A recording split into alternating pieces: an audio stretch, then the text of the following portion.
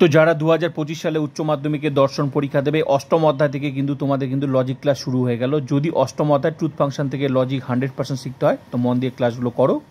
আজকে থেকে logic class শুরু হয়ে গেল। তোমরা জানো 2025 উচ্চ মাধ্যমিক দর্শন পরীক্ষার ফুল টিউশনের কিন্তু অষ্টম অধ্যায় থেকে এমসিকিউ এসিকিউ লিখে দিয়েছি, সঙ্গে লজিক ক্লাস শুরু হলো। আর এই অধ্যায় থেকেই তোমাদের কিন্তু ফিলোসফিতে লজিকের ইন্টারেস্টিং মানে কমে আসবে। কেন? কারণ এরপরের অধ্যায় সেভাবে আর লজিক নেই। তো এই অষ্টম অধ্যায় পর্যন্ত লজিক তোমাদের শেষ। তো ভালো করে অষ্টম অধ্যায়টা ক্লাস করো, এর ফলে তোমাদের যাতে ট্রুথ ফাংশন থেকে লজিক আর কোনো সমস্যা না, যেই প্রশ্নই আসুক সমস্ত প্রশ্নের উত্তর দিতে পারবে। আর যা যা প্রশ্ন আসবে, যে ধরনের লজিকের প্রশ্ন আসবে সব আমি করাবো, যেভাবে আগের লজিকগুলো করিয়েছি, যেমন বচন অধ্যায়, বচনের বিরোধিতা, অমাধ্যম অনুমান, নিরপেক্ষ ন্যায়, প্রাকল্পিক বৈকল্পিক, বুলীয় ভাষ্য, ভেনচিত্র সঙ্গে ট্রুথ ফাংশন। তো আগের অধ্যায়গুলো এমনভাবে লজিক করিয়েছি যে আমি লজিক করিয়েছি যে লজিক পারবে না, এটা হতেই পারবে না। যারা এখনও ক্লাসগুলো করোনি অধ্যায় ধরে ধরে প্লেলিস্টে যাও, ফুল টিউশনের ক্লাসগুলো করে নাও। গ্যারেন্টি দিয়ে বললাম একটা লজিকও ভুলবে না। আর কোন প্রশ্ন আসবে সেটা তো তোমরা ক্লাস করছোই। তো যাই হোক, তো যারা আমার চ্যানেল নতুন, ফিলোসফি এইচএস উচ্চ মাধ্যমিক দর্শন ইউটিউব চ্যানেলে স্বাগত। প্রোফাইলটা ভিজিট করো, ফুল টিউশনটা কিন্তু প্লেলিস্টে গিয়ে তোমরা পেয়ে যাবে। অষ্টম অধ্যায় রানিং। তো চলো ক্লাসগুলো করে নেওয়া যাক। অষ্টম অধ্যায় কিন্তু ক্লাস শুরু হয়ে গেল, লজিক ক্লাস শুরু হয়ে গেল। তো তোমাদেরকে আমি মুখস্থ কী করতে বলেছিলাম? তোমাদের কাজ দিয়েছিলাম, কিছু কাজ দিয়েছিলাম, বলেছিলাম এমসিকিউ এসিকিউ যেগুলো লিখে দিয়েছে সেগুলো তো 100% কমন। সঙ্গে লজিকে যেগুলো প্রশ্ন আসবে সেগুলোর জন্য মুখস্থ করতে হবে লজিকের রুলস। সেই লজিকের রুলসগুলো আমি তোমাদের শেয়ার করেছিলাম। তো লজিকের রুলসের সংক্ষেপে এই লজিকটা করার আগে, শুরু করার আগে লজিকের রুলসগুলো একটু চোখটা একটু বুলিয়ে নাও, দেখে নাও। আমি তোমাদের কী বলছিলাম? ডটের সূত্র মুখস্থ করতে বলেছিলাম। ডট, এই ফুল স্টপটাকে কী বলে? ডট। আমি পরিচিত হতে বলেছিলাম সূত্রগুলোর সাথে। ডট, ফুল স্টপটাগুলো বলে ডট। তা ডট টি হয়, বাকি সব। এবার টি মানে ট্রুথ, এফ মানে ফলস, সেটা তো আমি তোমাদেরকে বলেছিলাম আগে। আমি এই জন্য আমি সবার আগে বলেছিলাম যে মুখস্থ করতে বলেছিলাম, যেটা আগের কাজ আগে করতে হবে, না হলে জীবনে লজিক পারবে না। নাকি যে অধ্যায় ধরে ধরে যেরকমভাবে কোন অধ্যায়ে লজিক শিখতে হবে সেই অধ্যায়ের আগে তোমাকে আগের ক্লাসগুলো করতে হবে, তারপরেই তোমরা লজিকগুলো শিখতে পারবে। মেইন ক্লাস না করলে জীবনে তোমরা লজিক শিখতে পারবে না। তো মেইন ক্লাস কিন্তু আগে আমি কী বলেছিলাম? তোমাদের সূত্র মুখস্থ করতে বলেছিলাম। তো সূত্র মুখস্থ হয়ে গেছে আশা করি। যদি মুখস্থ না হয় তোমরা দেখে নাও। টি হয়, বাকি সব। টি মানে কি? টি মানে ট্রুথ, এফ মানে ফলস। বা টি এ ডটের ক্ষেত্রে টি হয়, বাকি সব এফ হয়। বাকি সব মানে এই যে, ভালো করে দেখো, বাকি সব মানে এই যে এইভাবে।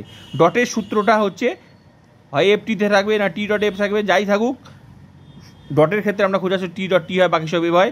আর ভেলের ক্ষেত্রে মুখস্থ করতে বলেছিলাম এফ ভেল এফ হয়, বাকি সব টি হয়। ভেলের ক্ষেত্রে আমরা দেখবো এফ আছে কিনা, যদি থাকে তবে এফ দিব, নাহলে বাকি সব টি দিয়ে দিব। বাকি সব মানে এই যে এরকমভাবে ভালো করে দেখো। বাকি সবগুলো ভেলের ক্ষেত্রে উল্টাপাল্টা যতই থাকুক সবগুলো টি হবে। একমাত্র এফ তখনই হবে যদি পাশাপাশি দুটো এফ থাকে, তবে এফ হবে, নাহলে টি হবে। এইভাবে যদি সূত্র মুখস্থ না করো তাহলে ট্রুথ ফাংশনের লজিক আমার এর আগের ক্লাসে দেখো খুব সুন্দর করে আমি বুঝিয়ে দিয়েছি। তাহলে লজিক ক্লাসটা ছেড়ে দাও, যা মুখস্থ করতে বলেছি এই অধ্যায় থেকে সেগুলো মুখস্থ করো। ইমপ্লাইসের সূত্র হচ্ছে প্রাকল্পিক, ঠিক আছে? ইমপ্লাইসের সূত্র ক্ষেত্রে আমি কি মুখস্থ করতে বলেছিলাম? টি না এফ, মানে টি মানে ট্রুথ, এফ মানে ফলস। প্রথমে টি, তারপরে এফ যদি থাকে তবেই এফ হয়, নাহলে বাকি সব টি। বাকি সব মানে কি? এই যে এইভাবে। এই নালের সূত্রটা টি আর এখানে কিন্তু যোগ বিয়োগ, যেমন যোগ বিয়োগ শিখলে 1 2 3 4 5 6 7 8 9 10 এর সাথে যোগ বিয়োগ হয়। এখানে যোগ বিয়োগ সেরকম না। এগুলো যোগ বিয়োগ বলতে এখানকার সূত্রগুলো ডট ভেল এগুলো হচ্ছে সূত্র। এখানে যোগ বিয়োগ মাইনাস গুণ ভাগ এগুলো থাকবে না। এখানে তাহলে সংখ্যাটা কি থাকবে? এখানে সংখ্যাটা থাকবে টি আর এফ এর সাথে। ক্লিয়ার? ট্রুথ ফাংশন, এই জন্য তো বলছে ট্রুথ ফাংশন, ঠিক আছে? তো এখানে টি আর এফ এর সাথে যোগ বিয়োগ গুণ ভাগ এরকম হবে, মনে করো। এগুলোকে মনে করো যোগ ভাগ ধরো। তো এটা হচ্ছে যেমন ভেলের সূত্র কি? এফ ভেল এফ হয়, বাকি সব টি হয়, বাকি সব মানে এই যেরকম। তাহলে খোঁজার চেষ্টা করো এফ আছে কিনা, ব্যাস। তারপর ইমপ্লাইসের ক্ষেত্রে খোঁজার চেষ্টা করো টি নাল এফ আছে কিনা, যদি থাকে তবে এফ হবে, নাহলে বাকি সব টি। কখন? বাকি সব মানে নালের ক্ষেত্রে। এই যে ভালো করে দেখো, উদাহরণ দিয়েছি, ক্লিয়ার? তারপর লাস্ট হচ্ছে ট্রিপল বার মানে তিনটা দাগ আছে, এটাকে ট্রিপল বার বলে। এটার ক্ষেত্রে জাস্ট দুটো লাইন মনে রাখতে হবে যে টি হয়, আবার এফ ও টি হয়, বাকি সব মানে এই যে ভালো করে দেখো, এফ এফ ইকুইভ্যালেন্ট, এটাকে ট্রিপল বার বলা, ইকুইভ্যালেন্ট বলা হয়। এফ টি এ আবার এফও হয়, আবার টি এফও এফ হয়। তাহলে কখন টি হবে? টি হবে, আবার এফ ও টি হবে, বাকি সব এফ। কখন? এই সূত্রটার ক্ষেত্রে।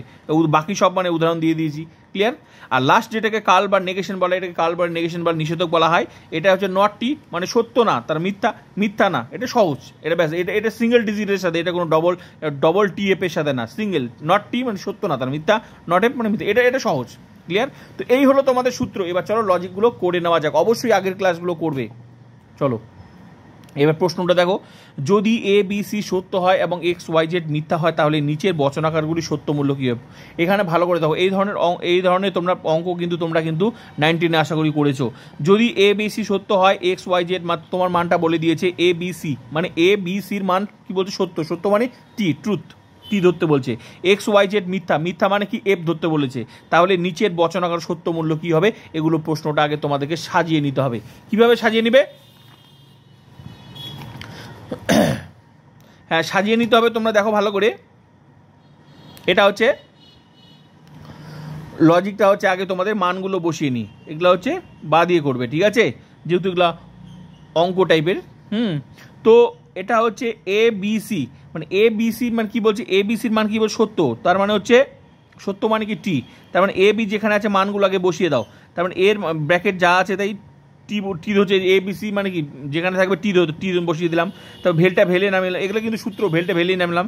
বি এর মান কি ধরতে বলছে? বি সি সত্য, তার মানে বি এর মানও কিন্তু সত্য হবে, টি টি বসিয়ে দিলাম। আমি এখনো কিছুই করিনি। তারপর নালটা নালে থাকলো, ইমপ্লাইজ নালে থাকলো।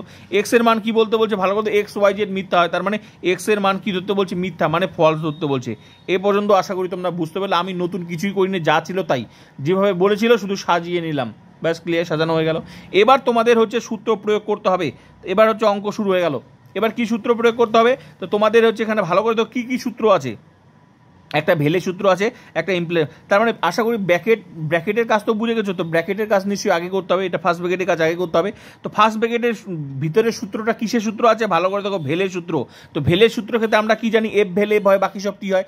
একটা কথা বলছি যে এখন আমি কিন্তু মুখে মুখে বলবো, বারবার করে তোমাদের তো রুলসগুলো তোমাদের সামনে তো দেখালে আর ক্লাস আর শুরু হবে না। তো এগুলো মুখস্থ করতে হবে। মুখস্থ আমি বলছি অলরেডি, আগে ক্লাসগুলো করে খাতার মধ্যে লিখে নেবে, ঠিক আছে, হাতের সামনে রাখবে। এখন আমি বলবো সব তোমাদের যাতে মনে থাকে, ক্লিয়ার?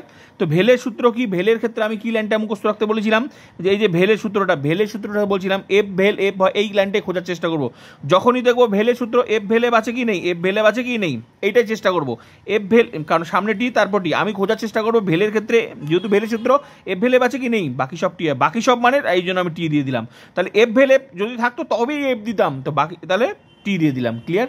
এফ ভেলে এফ নেই, এই জন্য বাকি সব টি হতো, টি দিয়ে দিলাম, ক্লিয়ার? তো ফার্স্ট ব্র্যাকেটে কাজ হয়ে গেল। তো এটা কাজ কমপ্লিট। এবার নালটা চলে আসলো, ব্যাস, এটা এবার তারপর এফটা আবার নামিয়ে দিলাম, ব্যাস, ক্লিয়ার হয়ে গেল। ব্যাস, এবার হচ্ছে এবার আবার অঙ্ক করব। তারপর কি? এবার আবার একটা সূত্র নামে গেল। এবার সূত্রটা কি? এবার শুধু ইমপ্লাইসের সূত্র, নালের সূত্র। আর নালের সূত্র কিন্তু প্রথমে আমি কি দেখালাম? নালের সূত্র ক্ষেত্রে আমি কি লাইনটা মুখস্থ রাখতে বলছিলাম? যে টি নাল এফ আছে নাকি, টি নাল এফ, প্রথমে টি তারপরে এফ আছে নাকি। যদি এফ টি নাল এফ এফ হয়, বাকি সব টি হয়। টি নাল এফ আছে কি? হ্যাঁ, টি নাল এফ আছে, তাহলে এফ হয়, তাহলে টি নাল এফ হলো। তাহলে উত্তরটা কি হলো? এর বচনাকারটির সত্য মূল্য কি হলো? মিথ্যা। এর বচনাকারটির সত্য মূল্য হলো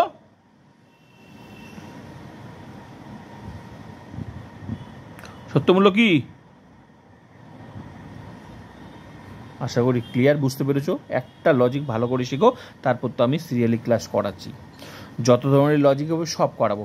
আশা করি এই লজিকটা ভালো করে 3 বার 4 বার 5 বার দেখো, সব মাথার মধ্যে ঢুকে। আর সূত্রগুলো যেগুলো মুখস্থ করতে বললাম, মুখস্থ করো খুব সহজে। আমি যেভাবে বুঝিয়ে দিয়েছি সূত্রগুলো, একটা লাইনে করে দিয়েছি। ওই লাইনটার মানে, ওই একটা লাইন যদি না করে দিতাম, যে টি, যেমন এই লাইনটা যদি আমি তোমাদের না বার করে দিতাম, তোমাকে এটা মুখস্থ করতে হতো, মুখস্থ থাকতো এফ ডট টি সমান সমান এফ হয়, টি ডট এফ এফ হয়, এফ ডট এফ এফ হয়।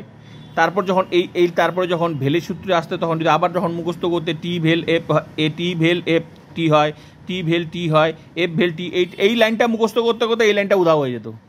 আবার এই লাইনটা মুখস্থ করতে যখন নালের সূত্র মধ্যে এই লাইনটা, এই আগেরগুলো উধাও হয়ে যেত। তো এগুলো আমার ওন ক্রিয়েটেড, এই জন্যই তো আমার চ্যানেল, ঠিক আছে? এই জন্য তো ফিলোসফিতে যারা আমার এখানে ক্লাস করে তারা লজিক 100% শেখে। তো এই জন্য বললাম এগুলো মুখস্থ করো, ক্লাস করতে থাকো। ট্রুথ ফাংশন যেমন আগের অধ্যায়গুলো করিয়েছি, লজিক প্রকৃতপক্ষে শিখতে হলে যেভাবে ক্লাস করাচ্ছি অধ্যায় ধরে, আশা করি ট্রুথ ফাংশন তো ক্লাস চলছে, ট্রুথ ফাংশন লজিক তোমাদের কমপ্লিট হয়ে যাবে। সঙ্গে আগের অধ্যায়গুলো কোন অধ্যায়ে তোমরা লজিক বুঝতে পারো, অধ্যায় ধরে ক্লাসগুলো করো, আমি গ্যারান্টি দিয়ে বললাম লজিকে তোমার কেউ আটকাতে পারবে না। তো ক্লিয়ার? যেগুলো মুখস্থ করতে বলছি সেগুলো করো, এই সূত্রগুলো মুখস্থ করতে বলছি করো, একটা করে লাইন কীভাবে অ্যাপ্লাই হচ্ছে। তো এত সুন্দর এই এতগুলো মুখস্থ করা আছে, একটা লাইন মুখস্থ থাকবে না, মুখস্থ করো।